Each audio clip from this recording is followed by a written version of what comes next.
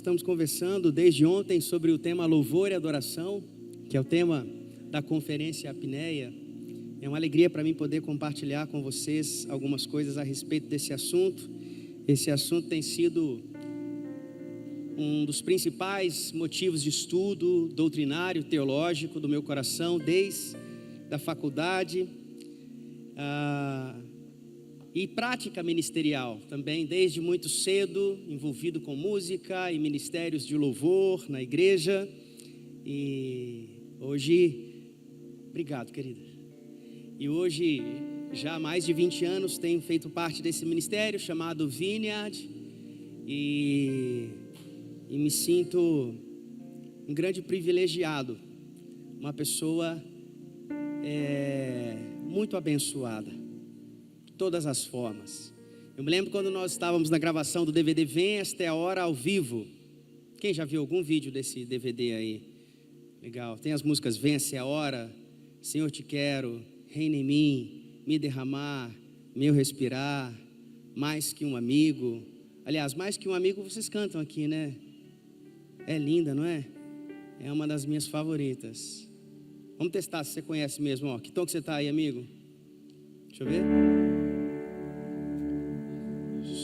Sol.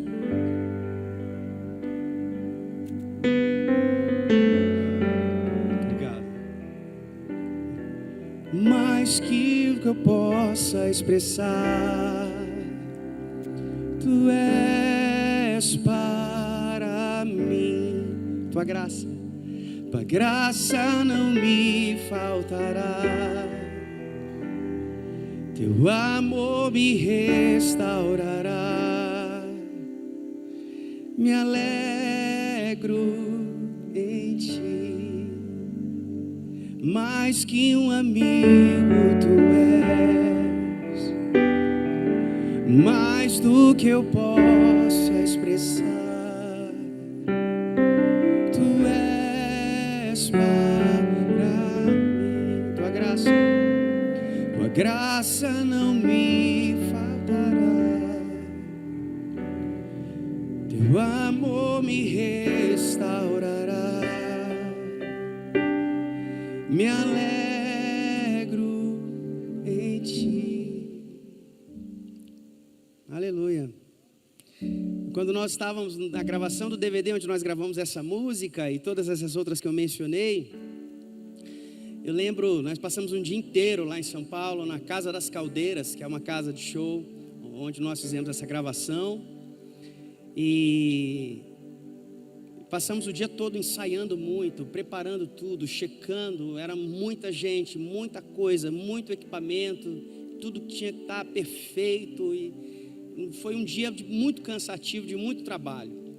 Eu lembro que nós estávamos ensaiando uma música e algum problema aconteceu no caminhão de captação do áudio, e a gente precisou esperar uns 30 minutos mais ou menos, só que ninguém podia sair do palco, então todo mundo lá, muito cansado. E eu sentei no chão, estava com violão assim, sentei no chão e eu tinha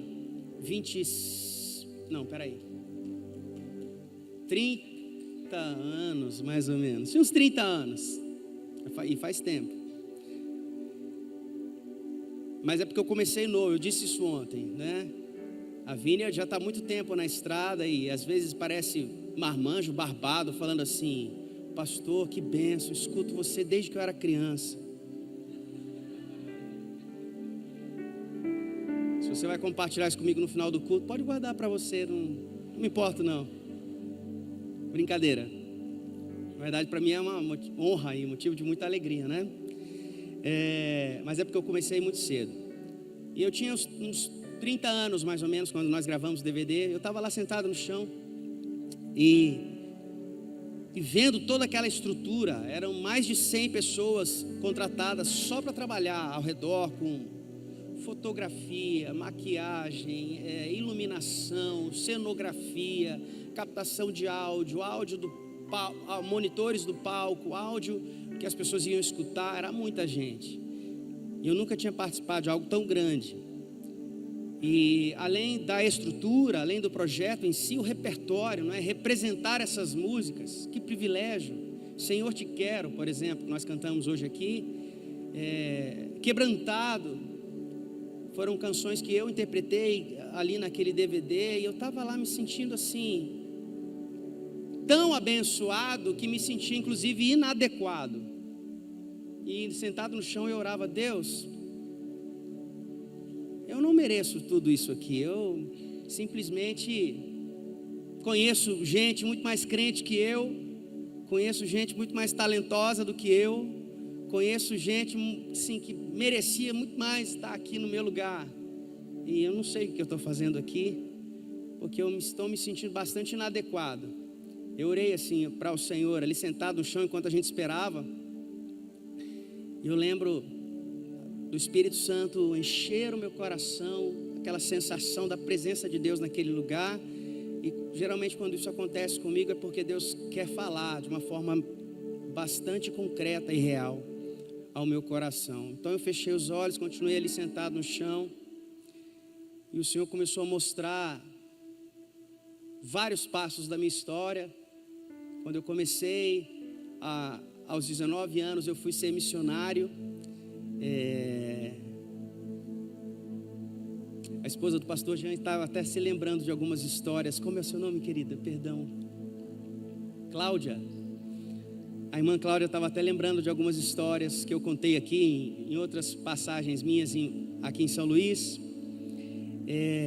Aos 18 anos eu tinha conseguido um ótimo emprego e lutei bastante por isso. Naquela época, onde eu morava, lá em Minas Gerais, eu estudei e trabalhei bastante e consegui um emprego na melhor indústria, que melhor pagava, e era uma coisa para quem tinha 18 anos, era uma coisa realmente muito boa. E eu já almejava carreira ali dentro e um monte de coisa, mas aos 19, eu me converti aos 17, e aos 19 anos, o Senhor colocou fogo no meu coração por servi-lo, fazer a vontade dele.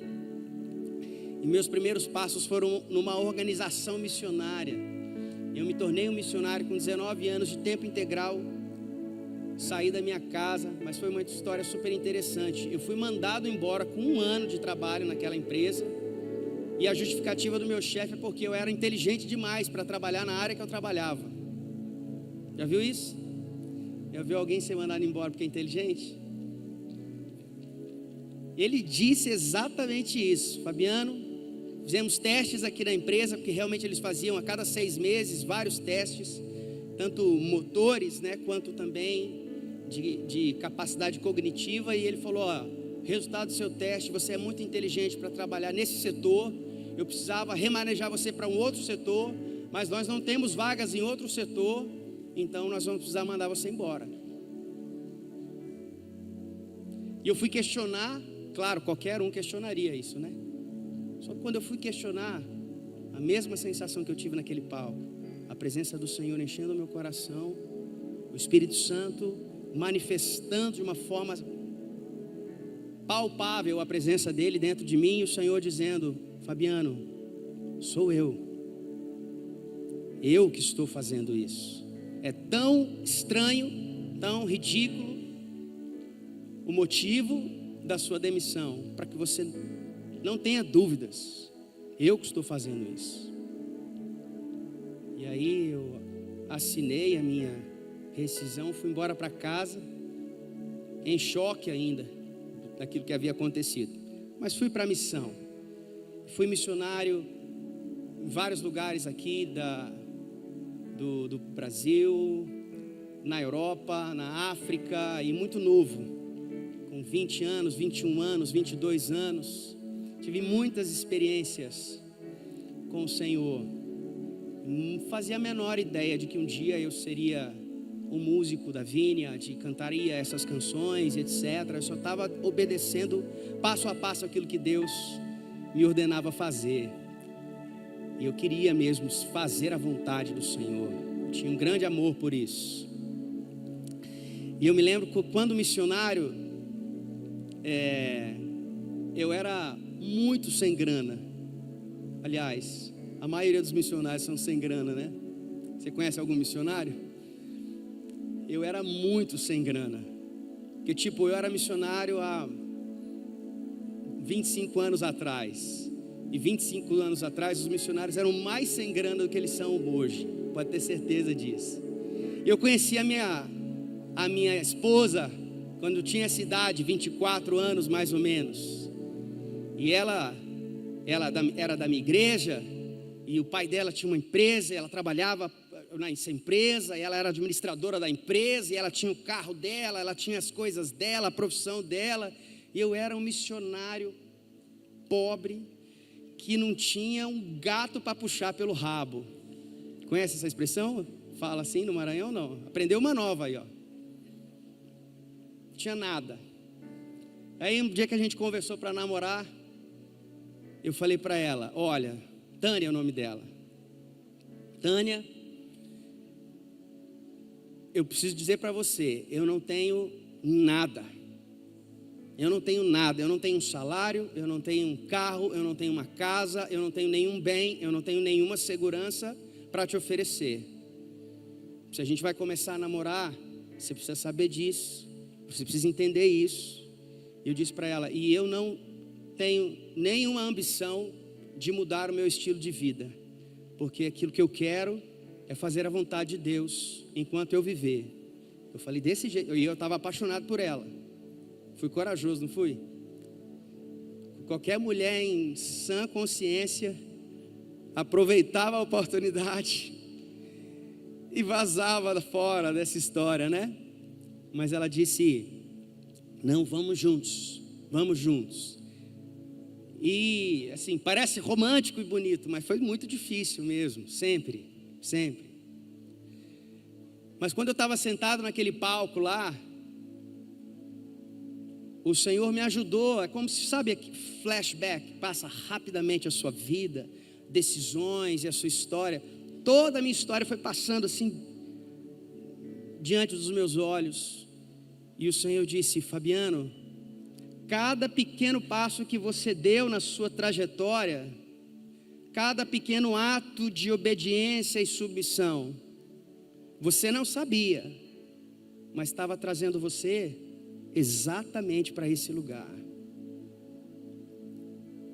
E Deus falou para mim assim, era você, eu já sabia, foi eu que trouxe você aqui.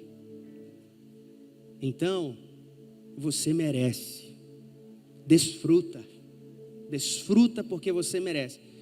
Merecer é uma coisa, uma palavra que nem deveria existir no nosso vocabulário, né? Mas quando você ouve Deus dizendo isso para você, isso é maravilhoso, não é? Para mim ficou bem claro aquela palavra, o texto que nós conhecemos tanto, que diz, humilhai-vos debaixo da potente e soberana mão de Deus, para que a seu tempo Ele vos exalte. Eu estava ali sendo exaltado pelo Senhor, ninguém sabia, era eu e Ele falando diretamente ao meu coração. Mas só queria introduzir contando um pouco dessa história, que também me trouxe até aqui, também proporcionou essa história ministerial que hoje, como o pastor Jean disse, abençoa a vida dele e abençoa essa igreja também com essas canções. E como disse, eu continuo sentindo que não mereço, continuo acreditando que estou num lugar inapropriado para uma pessoa como eu, mas o Senhor continua dizendo para mim, é você. E o Senhor continua abrindo portas e me encorajando. Eu queria ler um texto da palavra do Senhor com vocês, meus irmãos, e vamos rapidamente conversar sobre louvor e adoração. Então, abra a Bíblia comigo no livro do profeta Isaías, no capítulo 6.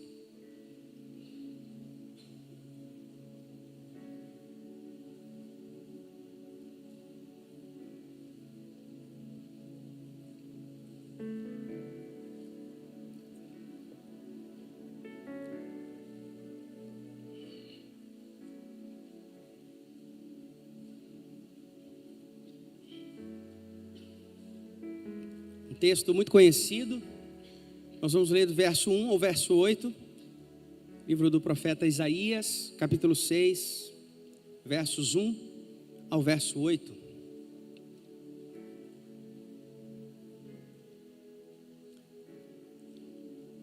Nos diz assim a palavra do Senhor: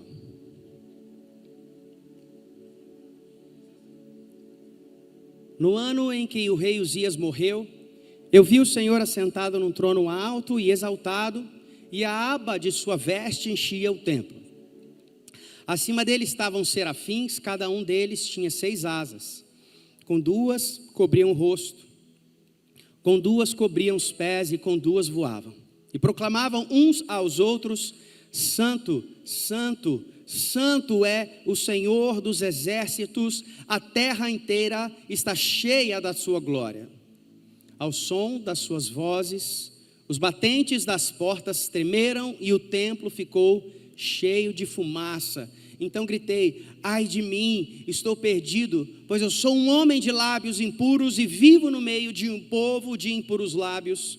E os meus olhos viram o Rei, o Senhor dos exércitos. Então um dos serafins voou até mim, trazendo uma brasa viva que havia tirado do altar com uma tenaz. Com ela tocou a minha boca e disse: veja, isso tocou os seus lábios. Por isso a sua culpa será removida e o seu pecado será perdoado. Então ouvi a voz do Senhor conclamando: quem enviarei? Quem irá por nós? E eu respondi: eis-me aqui, envia-me. Senhor, fala conosco, fala com a sua igreja, fala com os seus filhos, que teu Espírito possa vivificar esse texto em nossos corações e nos mostrar como responder e reagir àquilo que o Senhor quer falar a cada um de nós essa manhã, em nome de Jesus. Amém. Amém. Deus é santo, amém? O Senhor é santo, todos nós sabemos disso. Isso é tema de muitas músicas que nós cantamos. Você já deve ter ouvido isso muitas vezes. A palavra de Deus está cheia de afirmações dizendo que Deus é santo. Mas você sabe realmente o que isso quer dizer? Você sabe realmente o que isso quer dizer? Deus é santo porque Ele é único. Ele é incomparável. Deus é santo porque Ele está sozinho em um lugar de absoluta perfeição e pureza. Deus é santo porque Ele é distinto, Ele é separado de todas as outras coisas. Ele é perfeito, sem mácula, sem nenhum defeito.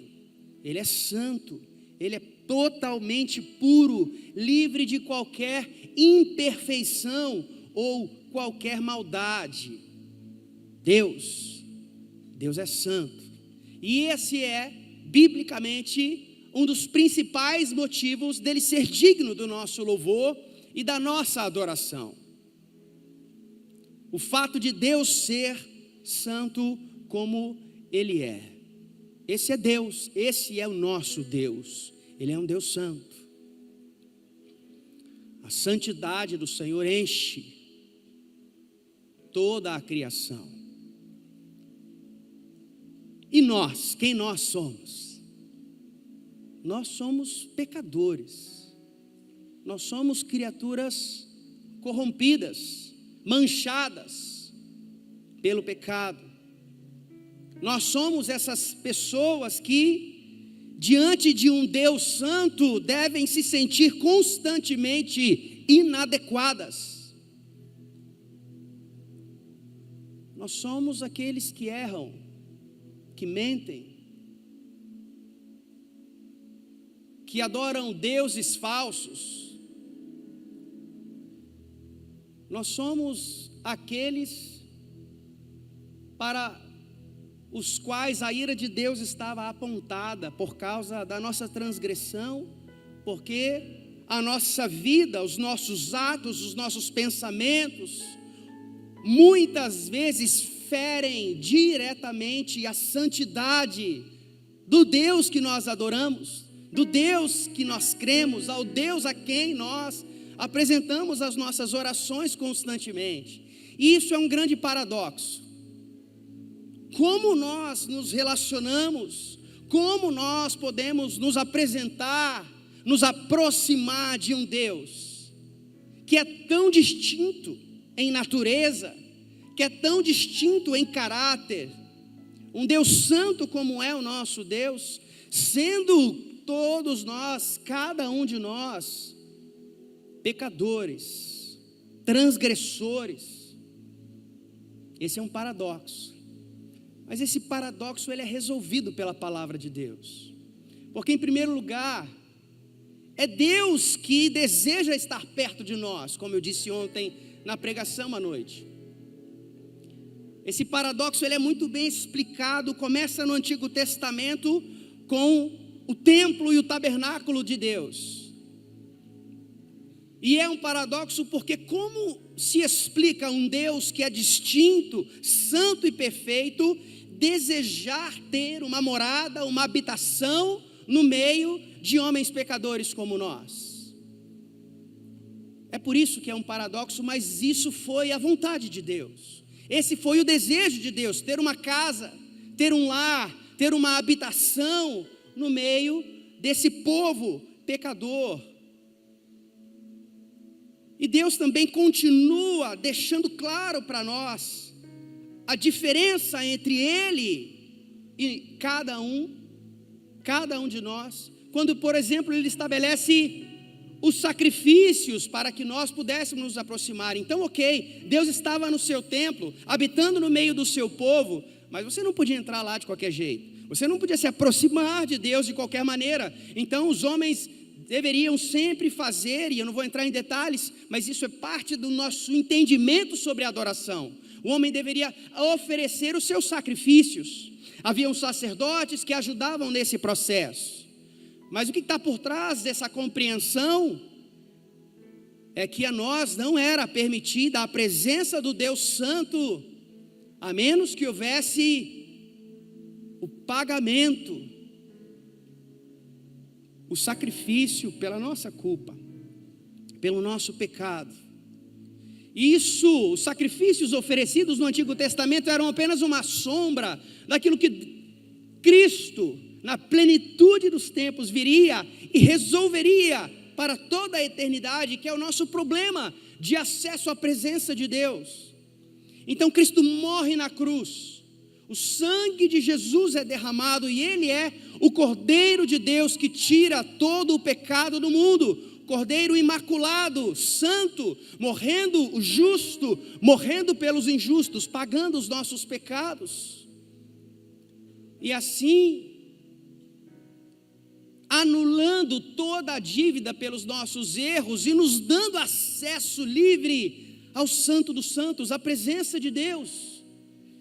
Isso é maravilhoso.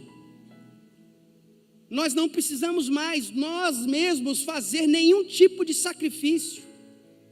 Não precisamos mais fazer nada para merecermos a entrada, o acesso, a experiência com a presença de Deus. Ele não requer de nós sacrifícios, mas sabe o que Ele requer de nós? Um espírito humilde e quebrantado. Por quê? Porque o fato de termos livre acesso à presença de Deus pelo sangue de Jesus não muda o fato de que Deus é santo e que nós somos pecadores. Por isso o seu coração, Deus não requer de mim e de você sacrifícios, mas requer de nós quebrantamento e humildade. O Senhor está perto dos que têm um espírito contrito e um coração quebrantado. É o que a palavra de Deus diz. E no texto que nós lemos aqui, essa é a experiência de Isaías. Ele se vê na presença de Deus. E a primeira coisa que nós aprendemos aqui é que a adoração nos faz humildes. Ela quebranta o nosso coração, porque o adorador está diante de Deus, vê a Deus, sabe quem é Deus, e ele se sente imediatamente inadequado, como Isaías se sentiu. Ele olha para o Senhor e diz: ai de mim, eu não sou digno, ai de mim, porque eu vou perecer, porque eu sou um homem de lábios impuros. Isso é interessante, porque Isaías não se exclui da comunidade de pecadores. Muitas vezes para nós que vamos nos acostumando com a religião, nós começamos a fazer distinção entre a comunidade de pecadores e nós, crentes. Mas biblicamente, isso não faz o menor sentido. Todos nós fazemos parte dessa comunidade de pecadores, e quando alguém se exclui da comunidade de pecadores, isso é um grande perigo. É isso que os fariseus faziam. Essa é uma das razões de Jesus mais chamar a atenção e puxar a orelha daqueles homens. Salmo de número 51, versículos 1 a 12, diz assim: tem misericórdia de mim, ó Deus, por teu amor, por tua grande compaixão, apaga as minhas transgressões, lava-me de toda a minha culpa e purifica-me do meu pecado, pois eu mesmo reconheço as minhas transgressões e o meu pecado sempre me persegue. Contra ti, só contra ti pequei e fiz o que tu reprovas, de modo que justa é a tua sentença e tens razão em condenar-me. Sei que sou pecador desde que nasci, sim, desde que me concebeu a minha mãe. Sei que desejas a verdade no íntimo e no coração ensinas a sabedoria. Purifica-me como sopo e ficarei puro, lava-me e mais branco do que a neve serei. Faz-me ouvir de novo júbilo de alegria, e os ossos que esmagaste exultarão. Esconda o rosto dos meus pecados e apaga todas as minhas iniquidades. Cria em mim um coração puro, ó Deus. Renova dentro de mim um espírito estável. Não me expulse da tua presença, nem tires de mim o teu espírito. Devolva-me a alegria da tua salvação e sustenta-me com um espírito pronto para obedecer. Esse é o coração do adorador, e deve ser o coração do adorador. Sempre humilde, sempre querendo que o Espírito sonde o coração, sempre enxergando o seu próprio pecado e não o pecado do mundo ou o pecado das pessoas ao seu redor. E ele se apresenta sempre diante de Deus com o coração contrito, dizendo: Senhor, eu não sou digno, portanto sou tão agradecido por poder estar na tua presença, estar na tua casa. Sou tão agradecido porque o Senhor me amou primeiro. Sou tão agradecido pela graça do Senhor que me alcançou. Esse deve ser o coração do adorador que está diante de um Deus que é santo. Se você não tem experimentado esse tipo de quebrantamento, esse tipo de humilhação santa e divina, é porque você talvez não esteja se aproximando de Deus com a consciência, com a compreensão de quem Deus é de fato e de quem você é. Quanto mais conhecemos a Deus, mais sabemos quem nós somos de verdade. Quanto mais Deus é revelado para nós diante dos nossos olhos, mais temos consciência da nossa miséria, do quanto somos pequenos.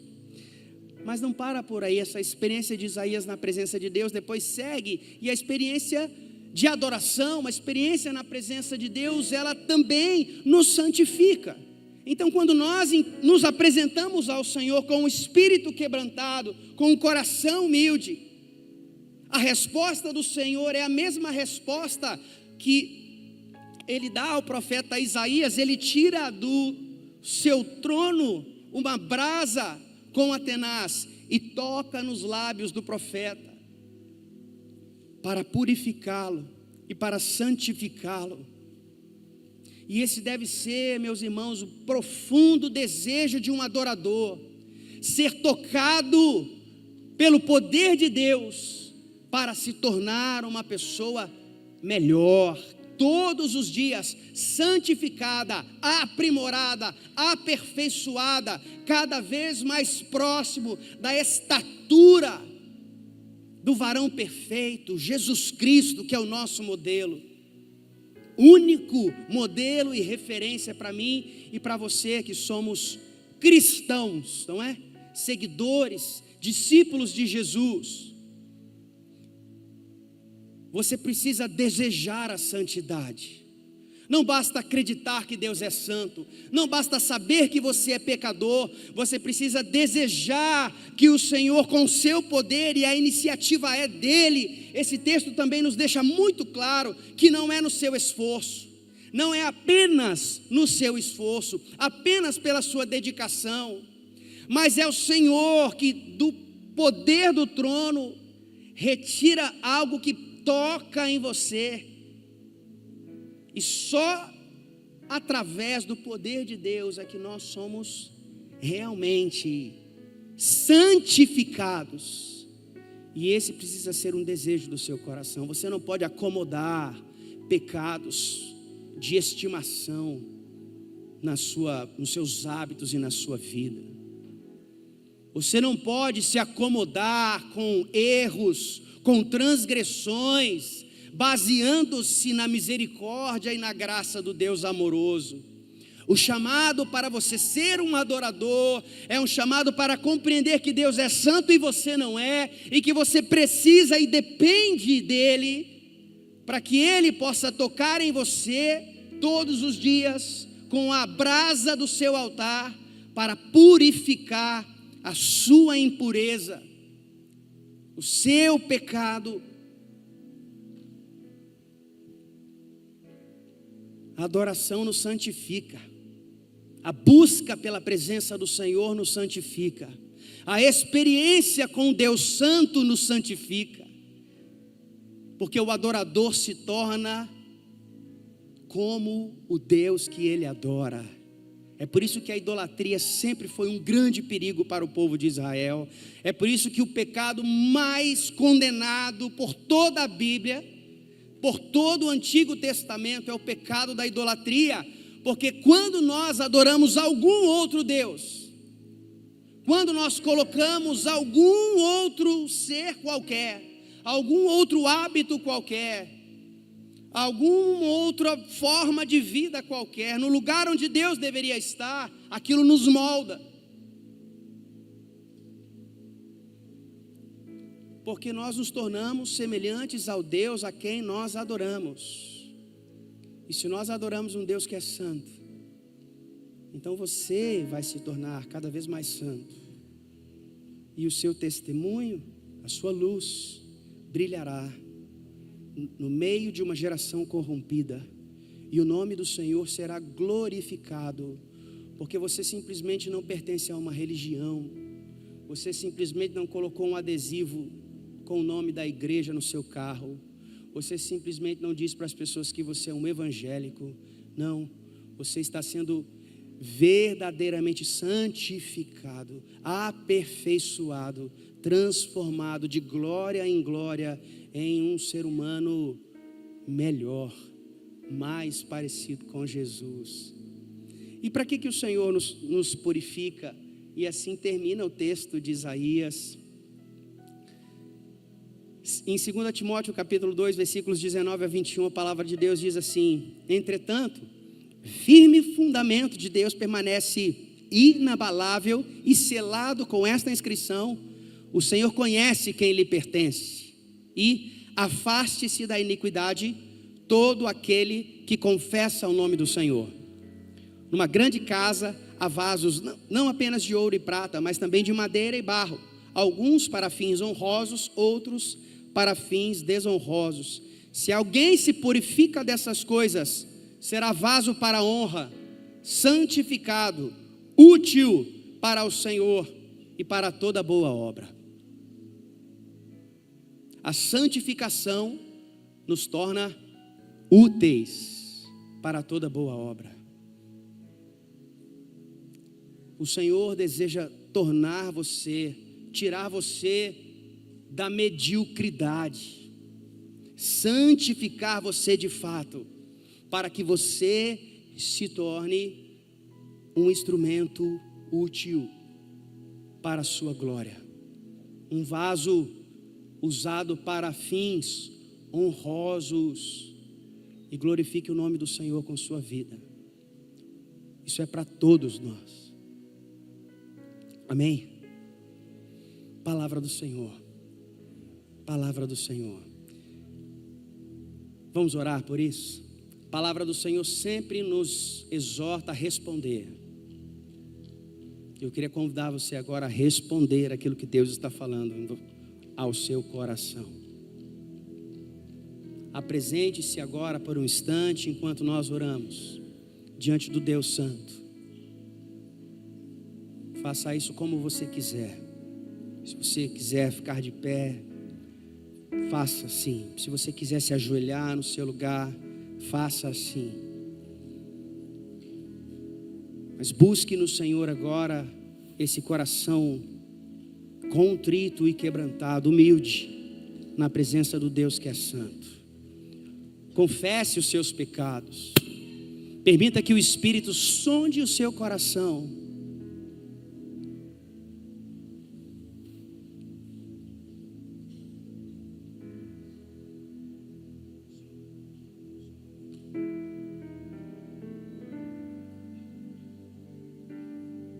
Vem, Espírito Santo, sobre nós. Vem, Espírito Santo, sobre nós.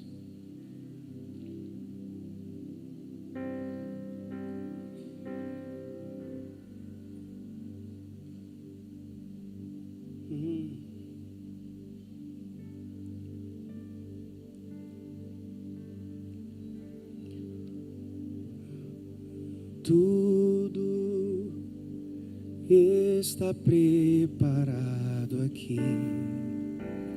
A casa e o meu coração também. Tu és o único motivo que me fez chegar.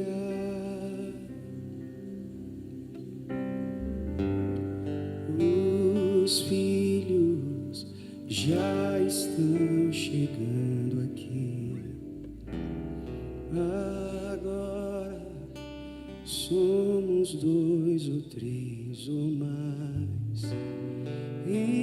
Encontre meu coração disposto a queimar por ti. E todos os versos e canções que eu consegui cantar, todas as vezes quebrantado, só quero te falar. E teu é o reino e a glória para sempre. Teu é o domínio e o poder. Amém, amém. E teu é o reino e a glória para sempre. Teu é o domínio e o poder. Amém, amém.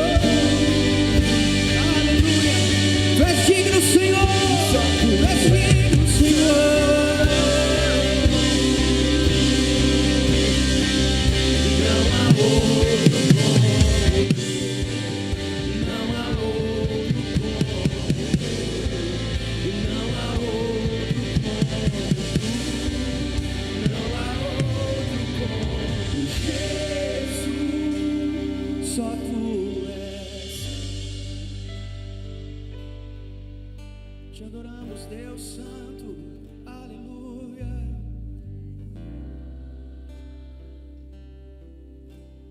E não há outro, e não há outro como tu, não há outro como tu, e não há outro como Jesus, só tu és. Tua igreja te adora, tua igreja te adora, Senhor.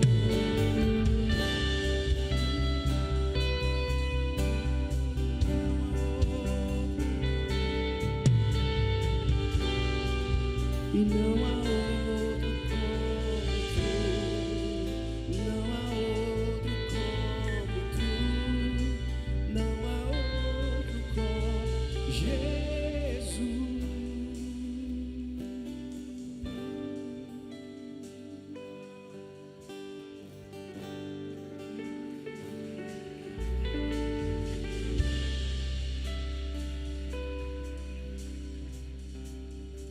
Aleluia, Senhor.